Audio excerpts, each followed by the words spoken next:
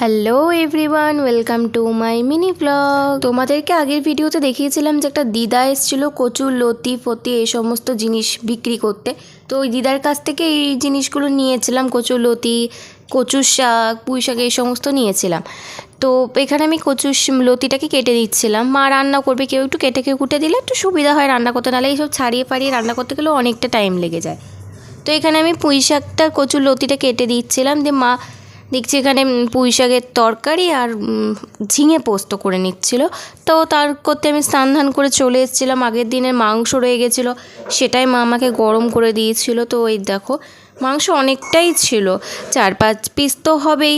তো যাই হোক, এটা দিয়ে ভাত খেয়ে নিচ্ছিলাম। যা গরম পড়েছে, তারপরে সে আগের দিনই বললাম কলে জল হচ্ছে না, এই সমস্ত কাজ ফাজ হচ্ছে আমাদের বাড়িতে। তো যাই হোক, আমি খেতে থাকি, অফিস আছে। তো আমার এই মিনি ব্লগটি ভালো লেগে থাকলে লাইক কমেন্ট এন্ড শেয়ার করো। দেখা হচ্ছে পরের ভিডিওতে, টাটা।